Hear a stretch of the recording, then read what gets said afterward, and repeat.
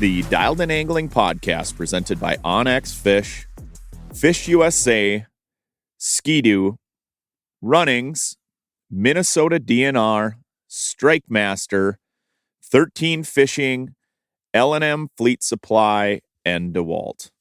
Well, hey, welcome back to the Dialed In Angling podcast. We are on location. We are actually sitting in the comfort of an Otter resort in the middle of Northwest Ontario. I'm sitting with my guest right now, Jamie Bruce. Jamie Bruce Fishing. He has his own podcast. It's Get the Net Podcast. We're doing a little backcountry fishing for this week's episode of Dialed In Angling.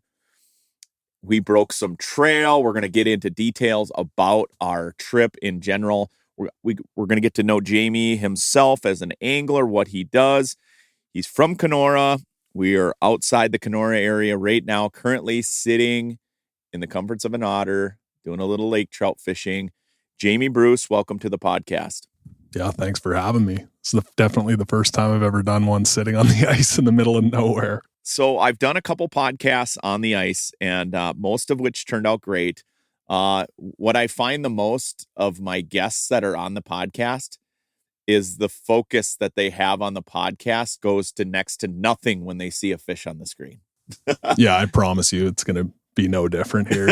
Mic drop, and then you're instantly fishing. I know, like, I've had my good buddy Nick Sakella on a few times, and if a fish comes anywhere near us, he, like, stops thinking. Like, his brain doesn't even work anymore. So if we get a fish on, I'll give the play-by-play. I've cranked my bait up high in the water column right now. But we're lake trout fishing, and you never know. If one comes to me, I'll try to walk my way through it. I'll set the mic down gently. But before we get into what we're doing, I want to get to know you a little bit. I know, Jamie, you do a ton of fishing. You started out as a fishing guide. You're a Kenora kid, right? And now you're a Bassmaster angler. You go all over the country, chasing tournaments and chasing that Bassmaster dream. Can I just fill our listeners in on a little bit more about Jamie Bruce and how you got your start and, basically everything in between where you're at today? Yeah, I mean, I've always been about the multi-species and kind of cover the fishing world from two different spectrums. Right now we're in the backcountry. There's no one around. We're in the middle of nowhere in northwestern Ontario. And then, next month we'll be heading down to Texas to fish Bassmaster tournaments. So it's always something I've been eating up with, and I just love the chase. It doesn't matter if we're way down south or way up north, but the last few years has been kind of chasing this Bassmaster thing. Started as a guide, before that I just kind of was on the walleye program and around Kenora here, the bass tournaments, the Kenora Bass International. People don't realize from the area that it's probably the biggest open team tournament, bass tournament in North America. So we don't realize it, but with like Gussie coming up and going to the elites and winning the Bassmaster Classic, getting to fish against them growing up, it's kind of like, okay, well, it's a pretty high bar around here and everyone's pretty hardcore. So that kind of paved the way for the South thing. Yeah, a lot of listeners know I guided on Flag Island Resort. I spent a ton of time in the Northwest Angle, but then fished all the way to Kenora. And even back then, in the late 90s, early 2000s, the KBI Bass Tournament that you're referring to was huge back then, and it still is today. And I follow it. I still follow it today. I want to see who wins the KBI. It's this part of the planet is obviously, for me, it was always known for walleye fishing, but,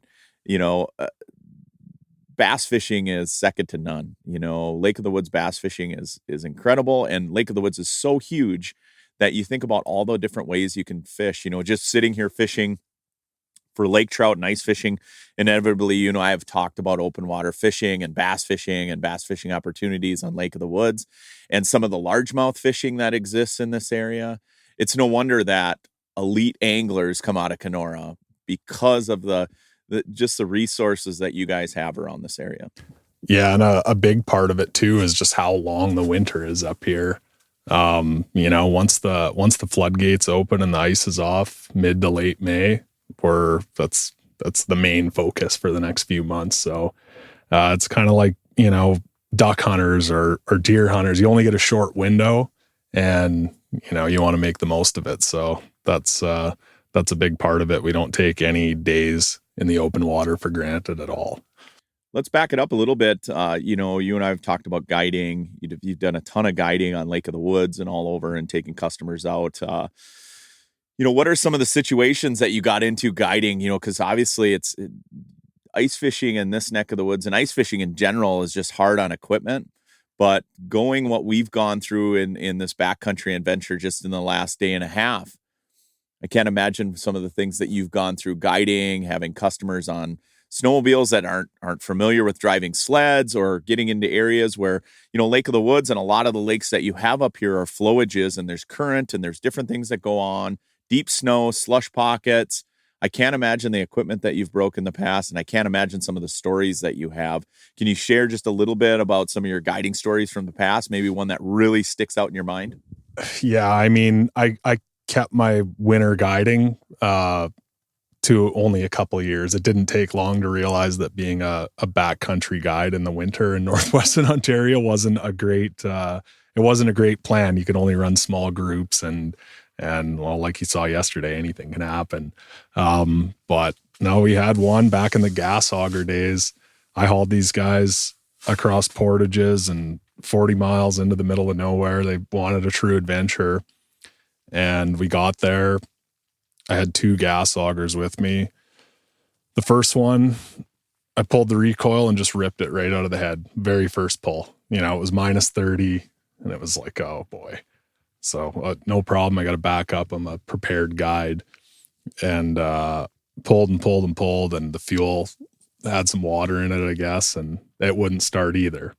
So I just took this auger and hand drilled, just kind of used it as a hand auger, spun.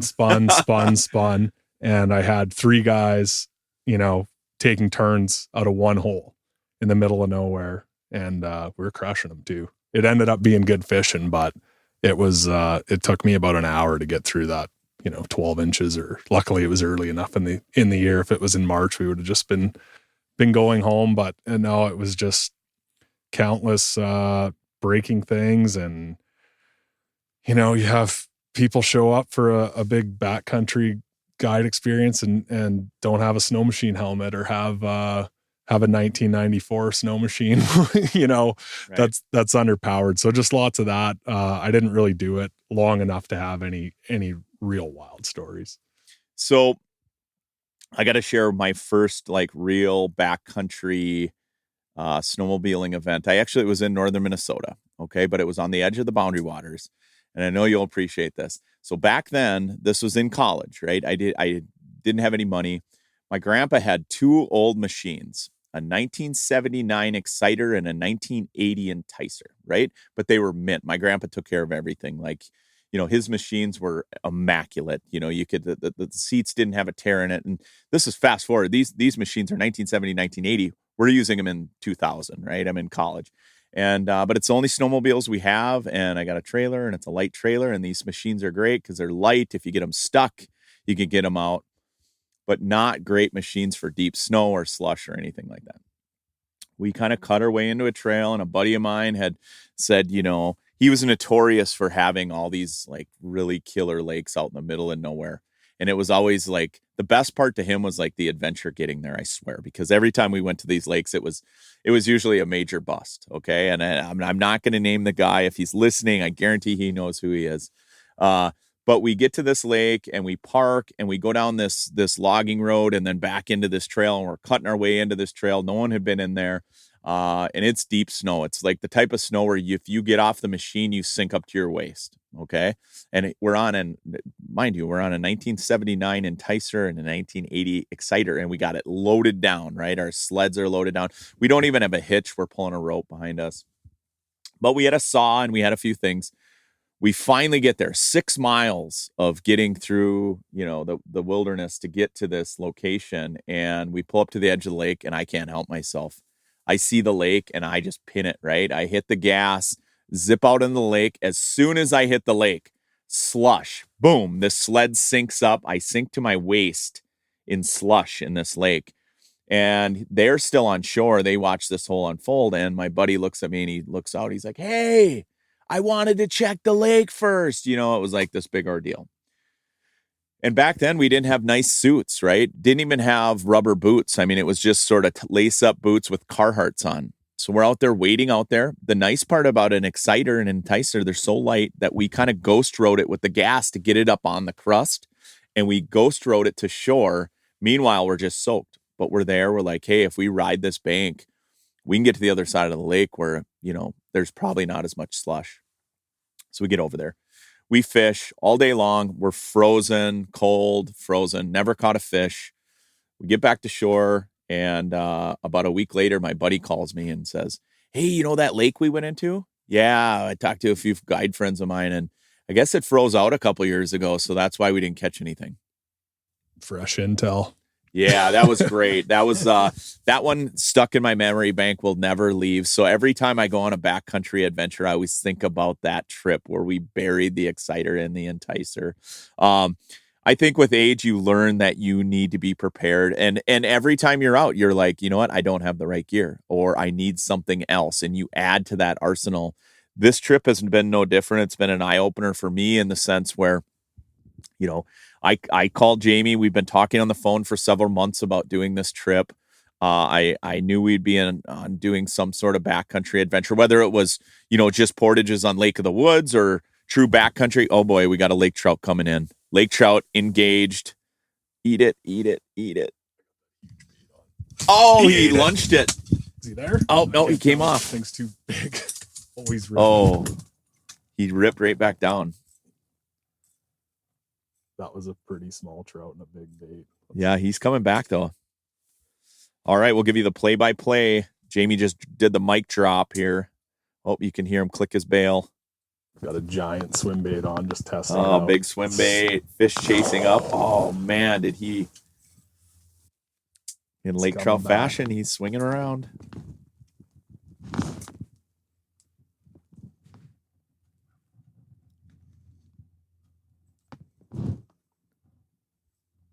This podcast momentarily disrupted by lake trout. Yeah, that was a swing and a miss on my part. It looked like you said, like it was a smaller trout trying to eat a big bait, and he came up so fast he almost missed it. OnX Fish is the best tool I have ever used for finding new lakes to target.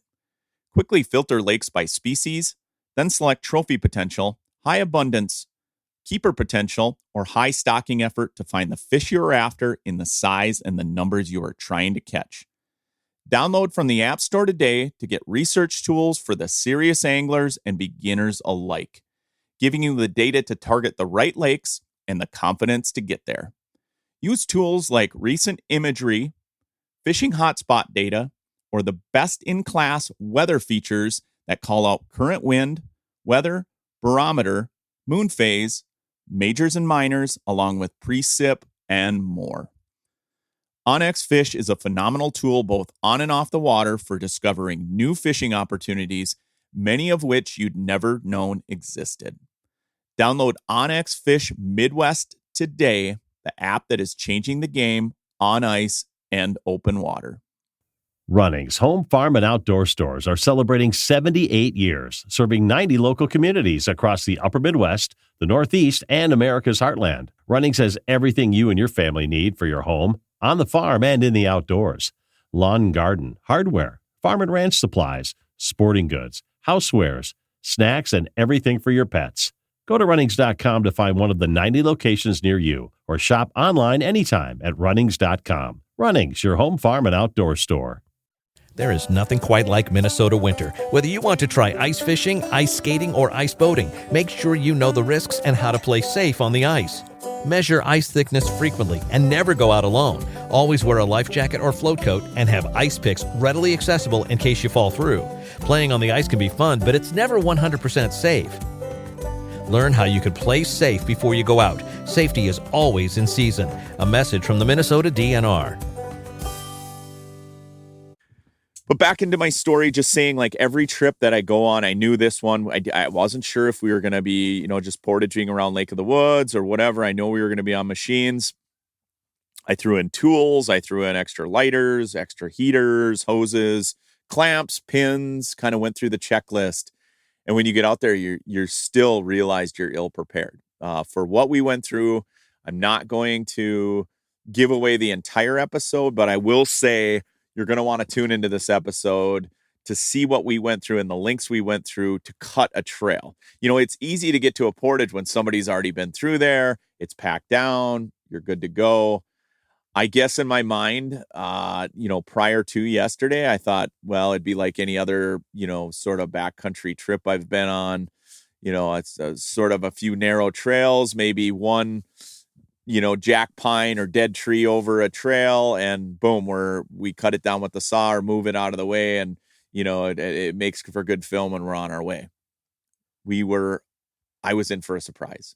We just buried a machine in a swamp.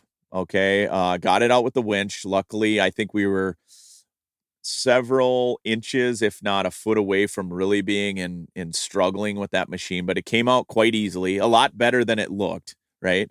And then from there, getting to these portages that were steep inclines with having to winch our way up, towing this monster otter behind us isn't an easy task in those narrow trails. Yeah, and the slush is building on it. Every portage lake we go over, we're adding 100 pounds to our sleds and our gear, and it's just getting harder and harder.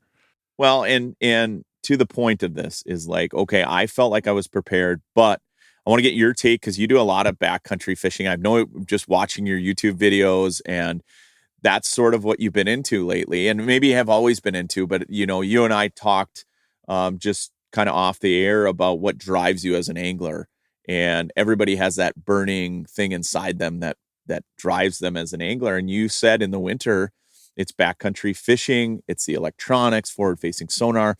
What are some of the things that you think are absolutely essential that you have to have on a machine if you're going to DIY your way through a backcountry adventure? Or if you plan it out and you have, plans to like make a checklist, what would you put on that checklist? Chainsaw, number one. Yep. That's, that's a no-brainer, especially early in the season, or if you're really getting adventurous, you need to have that. There's just nothing you can do when there's a 60-foot poplar sprawled out in front of you, and without fail, every fall, trees come down over every trail or every portage. I've been running the expedition since 2019, and it's been an incredible machine. Like, I can get places I never could get before. But now I've got this giant machine all geared up, and without a winch, I'd still be stuck in some places. I'd be living there. So the winch, the winch was the MVP yesterday for sure. We wouldn't have a Dial-In Angling show without the winch. We'd still be stuck back there in the first spot that we got stuck on the edge of the swamp. And without, teasing out the entire episode, that's where we'd still be sitting, probably having a campfire and just still bumming out that our machine is where it was. Yeah. So we're at chainsaw, winch. A lighter is an obvious one. I've had some close calls where I've been up beside a fire back in slush used to be almost a death sentence on these lakes. Now it's like, with these machines, it's like a minor inconvenience. Your gear is going to get slushed up. You might not get to fish right where you want because it's a slush hole. But back in the short track days, and when everyone had a 3/4 inch paddle track, if you were towing a sleigh and you saw slush, you could be there for days. I've had to go back and cut machines out, and luckily there's usually someone around I can text, and you can satellite text now because there's no service hardly anywhere up here. So that helps, but there's been a lot of times where, you've had to make a fire you're covered in slush head to toe. And, it's from December to March up here, you're looking at -20, -30 Celsius Right. is pretty common. So those are the big three things: chainsaw, winch, lighter. So, you don't have to be in the backcountry of Ontario to have these essentials, having a winch, having a chainsaw. I can think of many logging roads and trails and access points in northern Minnesota where you need all this stuff. I'm not going by myself with one machine. And that's the other thing is like, if you're doing it, you need two people. And at the very least, you can wench yourself out in situations, but like, okay, the situation we experienced on the first spot that we fished yesterday where, I got a great big machine, but there's so much slush built up in front of that otter to get moving. You needed to yank on the ski a little bit to get me moving, even with that giant track and that machine. And so in those situations, having a bar or, something you can wench yourself out of or to is a big thing. I noticed also on your machine, you had an axe. That's important because, okay, the first time you pulled out your saw, it was all frozen up from the slush. Imagine it's 30, 40 below now, and you're trying to deal with that. Just having an axe to clear something easy to gain access is important. Also, I truly think having some extra warm gear in your whole arsenal is key. Yesterday, we dealt with some wet boots and we filmed with it, but luckily we had an otter, and it's not that cold out in the grand scheme of things. So we weren't at like life and death, but you want to talk about life and death situations, dealing with water when it's this cold. Having a little bit of warm gear in like a dry bag or something to me is another thing that's super important. Yeah, I'm usually not that prepared. I have gotten better with age. I will say I used to be like the fly by the seat of my pants. If you went fishing with me, we were going fishing, and like that's what I was focused on. I had every bait we needed to fish with, every type of jig, every type of spoon, didn't matter. Like I was prepared on the fishing front, but on like the safety front and covering my own butt, that just wasn't in my arsenal. But now that I've gotten older, I've thought about that stuff, and it's part of my checklist.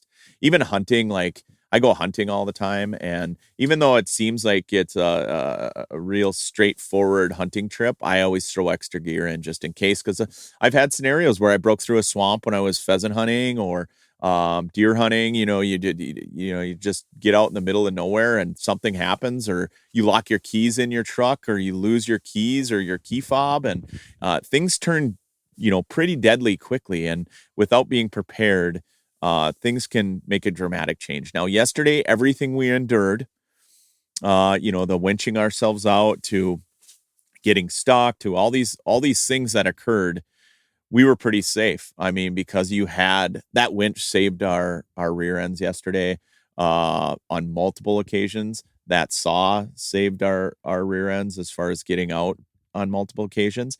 And then we actually got to get out and have a fun time fishing. And so the adventure piece is one thing of it, but then to get out to the location that you actually want to go fish is another thing. And trying to get there quickly and trying to get out quickly is also something that I strive to do, right? I want to fish, and I like the adventure portion, and I always have, but I'm not like my buddy where it's all about the adventure and the fishing's a small portion. Like I have buddies that winter camp all the time, and I'm not talking winter camping in their otter hub or whatever. These guys go out and dig a trench and have a sleeping bag, and then they go out with flags and catch pike or lake trout or whatever, and they sleep in the snow. I'm not into that. I'm not doing that. I want the fishing portion of it. So I'm bringing live scopes, and I'm bringing Markhams, and I'm bringing rods and reels, and I'd rather ride on a machine. I don't want to, ski my way into a location or use snowshoes to get to an area. I'm jumping on the expedition and going somewhere. That's my style of fishing, but I'm focused on the fishing portion of it. Yeah. And that's, the backcountry, like I've just started really going hard at this the last few years. Just, you fish around so much. For me, like I can't just go back to the same zone and do the same thing. And we've got so much opportunity up here. Like the lakes are endless. If I, kept going at this pace, I'm never going to fish all the lakes around here in my lifetime. But with the modern equipment and, packing right, it's the adventure's cool and neat and everything, but it's not the whole day. Like I want to see what's in these lakes. Right. And, when you're looking down at the pack, like you never want to bring an overage of gear. Like you don't want to have 20 rods and 20 tackle trays with you. It's just kind of bear that down to the essentials, but definitely don't skimp on hauling your live scope up there just because you're scared of cracking it. Cause that's there's no maps on any of these lakes. And that's part of the best part for me is just seeing what's down there. Well, you shoot a ton of YouTube content. You shoot a lot of content in general. So you understand like fishing and filming, like if you and I were just to go on a backcountry adventure just as two friends, we wouldn't have half the gear that we have now. And so we're being weighted down by everything we're trying to tow behind us. In the end, it's camera gear, it's drones, it's like, you name it. It's like everything but the kitchen sink. And like, even with my winter camping, like as we sit in this Otter Resort sleeper, I want to ice camp out of this thing because I've done plenty of ice camping with the hubs and the floor systems and the popcorn makers and everything you bring, small TVs. Now you can bring Starlink satellite dishes into the mix. I mean, sky and little generators. Sky's the limit.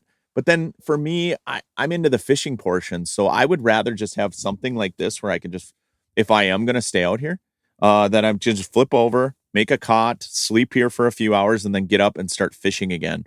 Or cut the sleeper portion out of it and fish as long as hard as possible, and then get back to shore and rip in on the machine and sleep in a comfortable bed. But I'm more about the fishing portion. If I can maximize my fishing time, that's my goal.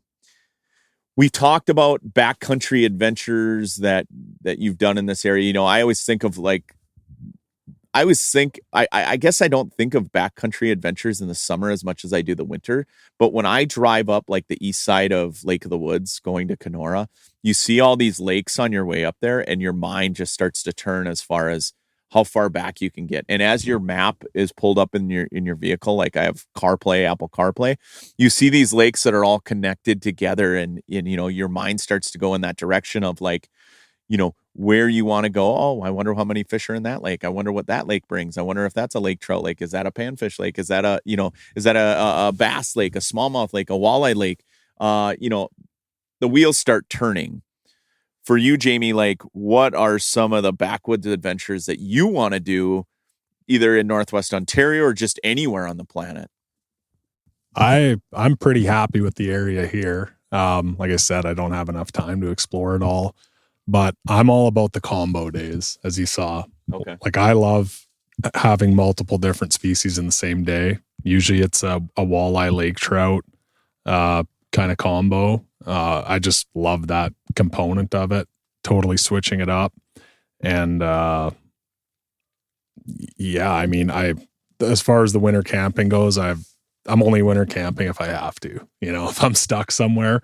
But in the summer, it just is so busy in the summer. Like there's, canoe trips and things like that. And it's unlimited, but it's just not an option for my schedule. That's, Sure. That's tournament time. But yeah, there's not enough time in the day to do everything I want to do up here. Yeah, the amount of lakes is endless. The amount of flowages, the river systems. Just you look at Lake of the Woods alone, Lake of the Woods proper, right? And the amount of water that's out there. And then look at the lakes that encompass around Lake of the Woods. And it's just endless opportunities. I love exploring. What drives me as an angler is exploring different lakes. I'm like you. I think you and I share, sort of the same fishing prowess or whatever when it comes to multi-species trips. I love multi-species angling, and I love getting into areas where you can catch multiple species in the same body of water. Or like yesterday, we went to a hump right away, caught some walleyes, and then boom, we were on to lake trout shortly after that bite window closed. I love doing that. That's the adventurous side that I like, is exploring, getting there, but getting to explore multi-species on a lake that I've never fished before. And, using a live scope and using electronics to cut down that time of looking. But then when you get there, like today, looking for lake trout in this lake, just in a few spots that we looked at, and the ledges and the giant boulders and things that we're fishing down there. Dude, that's cool. I could look around all day with the scope and just have almost as much fun as catching them, but just kind of scouting out that new area. And for next time, right? I'm like you, like time is precious. So if we get into an area where we're doing well and there's fish, I want to come back to that same area, but I also want to pull up my map and see what other areas in the lake look exactly like this. Yeah. I mean, I told myself this year I wasn't really going to do any returning. I was just going to be all straight exploring. Any of the kind of YouTube content I've been putting out, the audience has been seeing it as I've been seeing it. You know, I just don't have the time to pre-fish. And once I started doing it, it was kind of like, well, people like, you know, seeing you struggle through things and you know, and then the payoff's just so much bigger when you're running new water. I used to just return to places I knew were automatic, and I just don't have that drive anymore. It's just not part of it. And I mean, we're only 10 miles from my house right now, and I've never fished this point before. So yeah, well, and it's totally relatable. I tried to do that with Dialed In Angling. You know, I get to a lot of locations where I don't have time to pre-fish. I run a guide service and I rip out to a location. We just talked about it. You know, the bluegill episode that aired a few weeks ago. I talked about it on the podcast. I had very little time to pre-fish. And the day that I did pre-fish, it was 40-mile-an-hour winds. And so I had to get through it and sort of struggle through it and find fish. And it's totally relatable to people because they want to know how you went about finding fish, how you went about getting to that particular location. I think what they're going to like about this episode is we struggled, you know, even in areas that you're used to traversing and going through, you know, different portages and into different lakes. You know, we had a bit of a struggle to get to what we wanted to do. Yeah. And I mean, it's just like water bodies, like the bush changes too. You know, like that one zone, the beavers had dammed up and it now was a 6-foot drop down to the lake where I hadn't been to this zone in 6 years, and it's totally different. And in the other instance, the beaver dams made it so there was a lot more current coming through that other creek. So it's just like the dynamic changes. You don't know what you're going to be looking at for slush. You know, we're north of town, so the snow can vary. There can be twice as much snow up there, or on a freak year, half as much. And Dude, it's even yesterday, I've been there before twice on that run we've done, or 3 times maybe. And that was the most I've ever struggled to get in there. And that, you know, that was the first time cutting it open. It was all virgin on the year. And, yeah, I mean, even for me being in the backcountry all the time, that was still a big day.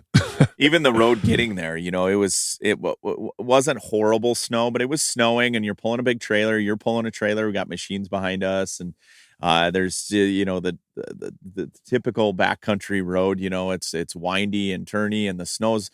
You know, I'm following behind you and it's just like a whiteout, you know, so I'm dropping back further, and then you're slowing up because you don't see me because I'm way back there. So just the road in there was a trip in itself. And then to get back in there and sort of endure what we endured to get to the lakes, it was fun. It was an adventure trip. I thoroughly enjoyed it. I know you referenced too, because we wanted to do 2 days of fishing, multiple different lakes, multi-species. And I even towards the end of the day, when you're like, screw it, we're going to jump in the trucks and just fish Lake in the Woods. I'm like, oh my gosh. I'm like, no, absolutely not. It wasn't that bad. I don't feel like, you know, I'm crushed and my spirit's crushed here. Like, we can get through this. If it weren't for that winch, though, we would still be sitting out in those locations. But these machines too, like you said, ripping across these lakes with slush, these Skidoo expeditions, I mean, even pulling this big resort loaded down with film gear, we had no problem crossing that. Like you referenced, I mean, I could think I got 2 old Polaris Indy 500s in the shed right now. They were my kids' sleds. I'm in the process of selling them. So if anybody listening to the podcast wants to buy a couple old Indy 500s, but I bought them for my kids just for ripping around the yard and stuff. But I've used them for guide clients on years where we had our trail packed down. And I can think of nightmare scenarios where a customer, we sort of hit some slush pockets and they let off the throttle. And then we had to deal with that Indy 500 for an hour and a half, you know. So these new sleds, it's like you'd barely even feel that slush. Yeah, and it's bad to say, but if I have buddies that want to come on these big trips, the first thing I look at is their ability. And the second thing I look at is their equipment. You don't want to be hauling someone around with an old sled, derelict sleighs. Like, it happens, and it's without fail they'll blow a belt or just be buried in the slush. And I like to see, at minimum, a 137-inch track, preferably a 154. And if you can make it a wide track, let's do that. That's why I was happy to see you hauled an expedition up with you. Oh, well, you know what? I have buddies too that they pull up and they bought a brand new otter or something and they want to use it, right? They want to use their ice fishing equipment. They pull up, no hitch. Instantly you're like, man, sorry, but no hitch. We're not pulling that thing on a rope. I see people all the time, like on Mille Lacs or wherever, pulling, 5-6 miles just on the lake, not comparing it to the backcountry, portages we went through. But just pulling it on a lake in a rope is a nightmare, let alone what we traverse there and what we portaged. If we would have been pulling something on a rope, it'd still be sitting back there. So in addition to that, you also look at like the rod cases, like we got heavy duty rod cases. Everything we have, including for camera gear, is in a big Pelican case. We're doing a podcast right now. This thing sat in a Pelican case. I can only imagine what this sled goes through and the equipment in here. I remember going to Lake Winnipeg for one of the first times we went up there, and it was, probably 2010. There wasn't a lot of people out there. It was like during the week was nobody. There wasn't a lot of Americans. The people from Winnipeg would come up on the weekends, and some of them would drive out on the trails that were close to shore. Well, the particular year we were at, the first 2 days we were out fishing, you couldn't get around unless you were on a sled.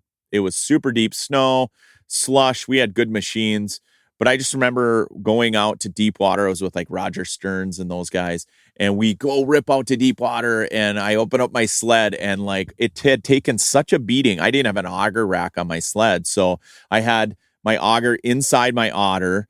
I had the tank, and my Markhams were in there. The Markhams were completely shattered. The auger flighting had snapped. The welds on the steel bit had snapped. Everything was like in shambles just on the ride out there, right? And I thought, this is day 1 of Lake Winnipeg. And lo and behold, by day 3 or 4, by the time we hit the weekend, it had warmed up so much that people were driving trucks. And I swear the entire city of Winnipeg was empty because they were all on the South Shore fishing out there because it was super nice. It was like 70 degrees. It wasn't even the same lake. And kind of thank God for that, because I'm like, I can't lose any more equipment. We're already sharing a Markham. We're down to one auger, and I can't imagine the equipment that you have broke. I know me as a guide, I've done my fair share of absolutely yard sailing my stuff. What are some things that you do to safeguard yourself as far as your equipment? Because now we're dealing with forward-facing sonars, things like that. I know that cargo box on the back of my expedition, that auger rack that I have on my expedition, worth its weight in gold. Yeah. I mean, I want to feel exactly what my live scope feels, so I always have it as close as possible to me in the cargo box right behind me. Auger racks, used to run the sideways ones on the front bumper, wrapped enough augers around trees doing that. I mean, the heater and the sleigh, like in my sleigh, I'll actually put 2 screws. Most heaters have like a wall mount style, and I'll put 2 screws in it and a piece of rubber underneath it, and then make sure it's in the sleigh where all the, insulation from the flip over can land on it. And even then still have backup heaters. That's almost number 1 for things smashing. Rods. I've seen so many people show up for a big trip with a 5-gallon pail with a bunch of jigs reeled up to the tip. None of those are going to make it back. I use the big otter box. And, I keep tackle light. Those wrap stack trays are actually really good in the winter. I ran one over with a whole sleigh of firewood the other day, and it was fine. It was minus 15 out. So I just try to pare down the tackle, because I've seen enough tackle boxes smashed in the bottom of a sleigh, and there's jigs. And if you don't have a shop to warm it up in right away, they just accumulate, and you end up with a bunch of rusty tackle in your shack at the end of the year. But I try to take anything out that's not immediately necessary. And, we've got the system kind of down now. Yeah, if you see my boxes, you saw I got the wrap stack boxes, and I've got them in that black tote. That helps for keeping everything condensed in there. I also put them in those Rapala bags, those backpacks, sort of absorb some of the shock. And then, in my expedition, in my cargo box, I sort of pack it in with like my forward-facing sonar, and then I have some of those tackle bags that I sort of put around that, and it seems to absorb some of the shock, at least back and forth. And then, like you said, having that auger that's, parallel with the machine that runs straight, instead of perpendicular, that's huge. I mean, when we went through some of those portages, it was so hard. Like, part of the reason we went off the trail a few times is because I couldn't get that sled around some of those trees. And so you give it a little bit of gas, and as soon as you go off or you hit a rock, you're off the trail and into the brush, so having things that are condensed down and not dragging enough. I think, if we weren't filming, there's no way I bring this big house out through what we did yesterday. If I had known it was just like non-typical portages, trust me, crystal ball, like if I had seen what we were going to go through yesterday, there's no way I bring this big resort. This resort's great for filming out of, and it lasted. I had nothing wrong with this thing, right? I mean, it made it, but I would have brought a cabin or something different for the, sort of the narrow path and some of the stuff, especially the inclines we had to get up. And when this thing is not only filled with tons of filming gear and tackle and slush and frozen slush on top of it, you're trying to climb up those hills and those ridges the way we were. I would have definitely went with a different program and something with a little bit least resistant. And, inevitably when you're filming, it's hard to get away from not carrying all this gear, right? You need everything. You need the drone shots, you need the tripods and the cameras and, the everything that goes along with filming. And so, yeah, I mean, the wheels last night were turning. It was definitely an adventure trip. Jamie, I truly appreciate you bringing us along. I know that, if our listeners are listening to this, I highly recommend you listening to the Get the Net podcast. Also follow you on YouTube. What are some things people can do to follow your channels? I know you're doing this all the time, and I really like the exploration portion of what you're doing right now in the winter before you shove off and start bass fishing. Yeah, the exploration piece on the YouTube content on my channel doesn't ever end because I'm going to places that I've never been before, just in the deep South. It could be in Texas or way out east in North Carolina or somewhere like that. And it's a lot of the similar vibe, like just feeling it out.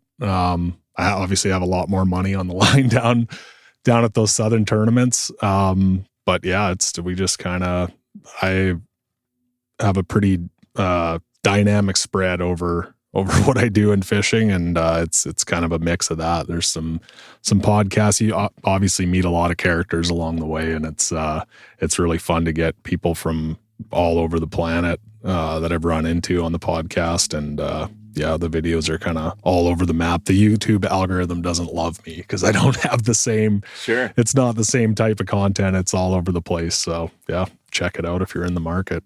Okay, before we wrap this up, because I know we want to get moving here, the lake trout has slowed down in this particular spot, and we have endless water to pursue. So I don't want to take up any more time with the podcast. But before we cut away from this, I just want to find out a little bit more about what you've got planned coming up here after the ice season. I know that, in a month or so, you're going to start traveling again down south. What are some of the tournaments you have on the docket?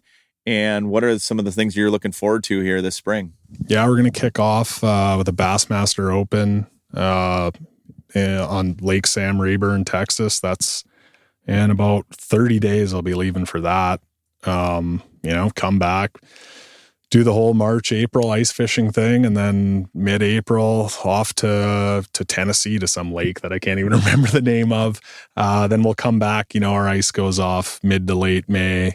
And the first couple tournaments I'll fish up here are big open team walleye tournaments, and I've been loving that the last few years.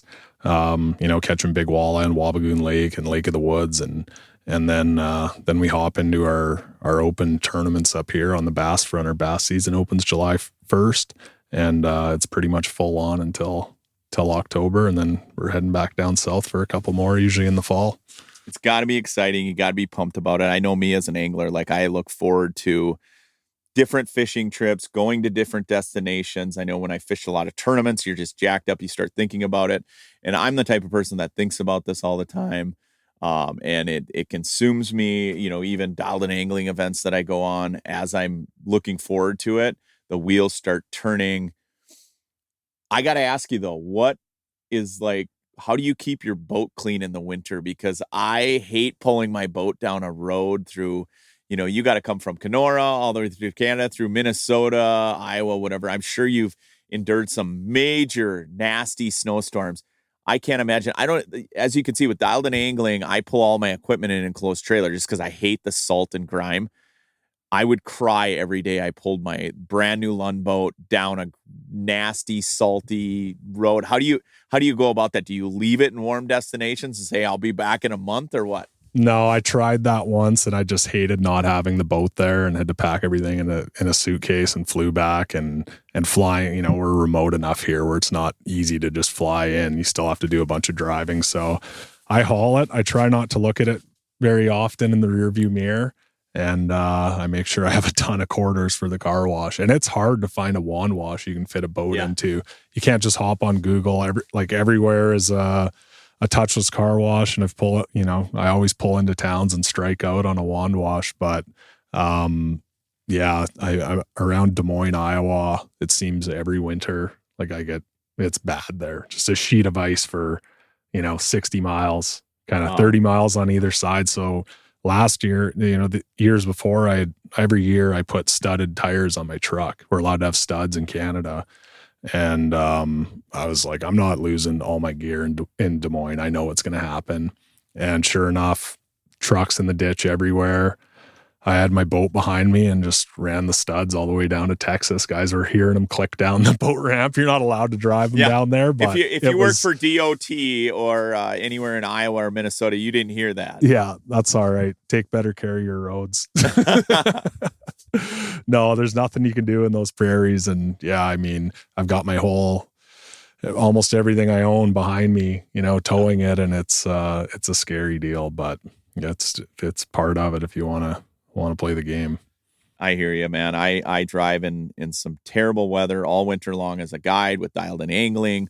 Can't imagine pulling my boat through that stuff. I just had to ask you that question because I cringe every time I see a guy pulling his boat, because I've had it a few times going to Rainy River or something, and you get a snowstorm, and now you got to pull your brand new boat through that, and it drives me nuts. But we want to wish you the best of luck with the Bassmasters. Hopefully you win every tournament from here on out. Wish you the best of luck with the walleye tournaments in and around Kenora.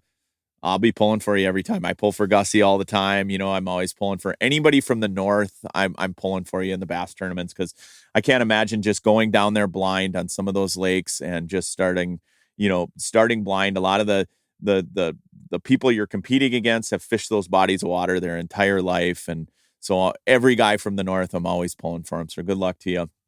Hey, follow Jamie Bruce at Jamie Bruce Fishing.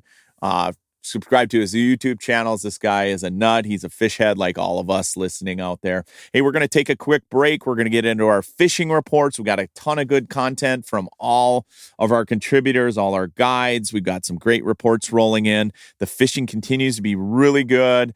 So stay tuned. We got more dialed in angling coming your way. The cold months are rolling in, but that doesn't mean the adventure slows down. There's only one way to make the most of winter with the 2026 Ski-Doo lineup. Whether you're heading deep into your favorite fishing spots or carving your own path off the grid, Ski-Doo is built to take you there. And there's a reason Ski-Doo has been the best-selling snowmobile brand for more than 2 decades. Proven, reliable, world-class performance. Winter moves fast. If you want it, get it. It's that time of year again, anglers. Winter is here, and L&M Fleet Supply is ready to make this your best season ever. Head into your favorite L&M Fleet Supply location across northern Minnesota, northern Wisconsin, or Michigan's UP, and browse the extensive collection of DeWalt tools and accessories, all guaranteed tough. Cut through the thickest ice with DeWalt's 20-volt drill. Brighten your setup with the assortment of 20-volt portable LED lights. And stay entertained with the DeWalt Bluetooth 20-volt speaker. It's weather-resistant, rugged, and ready for any adventure. Check out DeWalt's guaranteed tough deals and more at L&M Fleet Supply. Together, they're the perfect match for all your ice fishing needs. Hey, Dialed In Angling fans. If you're looking for the greatest selection of ice fishing gear online, you're going to want to check out fishusa.com. They're America's tackle shop. They've got all the premier fishing brands under one roof. Check them out at fishusa.com. Hi, Josh Bolivon here from Trapper's Landing Lodge, and here's your Leech Lake ice conditions and ice fishing report. So current ice conditions are great across the whole lake. We are seeing 20 plus inches on our end of the lake, over in Traders Bay, up in Sucker, Portage.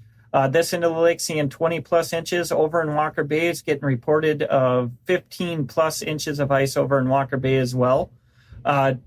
No snow on the lake, so you can get around.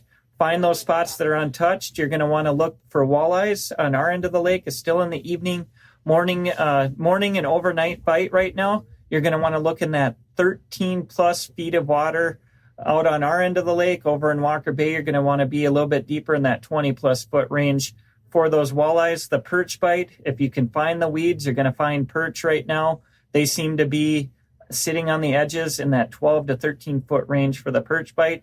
And then the crappies, we've had some great crappie catches right now on Leech Lake. You're going to want to go up into those shallow, weedy bays, Portage, Boy Bay, up into Sucker, find the edge of the weeds, find some cabbage. You're going to find the crappies. So fishing overall's going pretty steady across the lake. And these are the best conditions we have ever seen on Leech Lake in about 5 to 6 years. So make sure you get up here and take advantage of that while you can.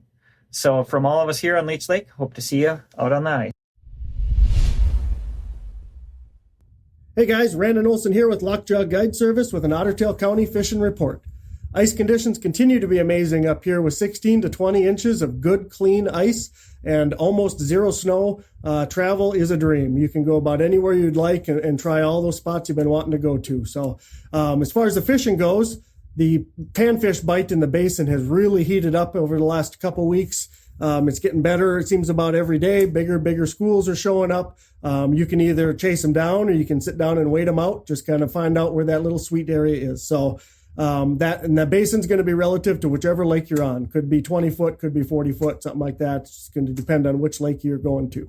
On the other side of that, if that basin gets too busy, we are finding a lot of panfish yet up in those weeds. Those weeds are green with the lack of snow. They're still getting sunlight, and it's kind of holding on to it. So it's kind of a long, early ice, so to speak. So with that said, we're still finding plenty of walleyes up there as well in that shallow kind of 6 to 15 foot of water. But we are starting to see some walleyes in that deeper stuff, in that transitional stuff, kind of that transition from hard to soft bottom or even out into the basin a little bit, or even some of those deep rock piles and deep sandbars and things like that. So fishing continues to be great for all species up here. If you guys want to get out and fish with us, feel free to check us out at www.lockjawguideservice.com.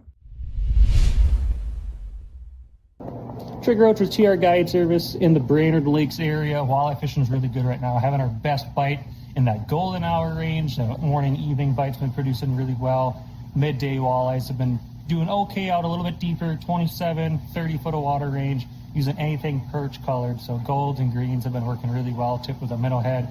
Dead sticks have been producing some really quality fish too. Panfish, we're getting them out in the basins, crappies, bluegills mixed out in the deeper basins, along with really good bites up shallow in the weed points, weed flats, find green weeds, you're going to catch those fish. With those, we're using smaller spoons tipped with larvae and minnow heads and tungsten jigs and plastics. This is Trigger Roach. We'll see you in the next one.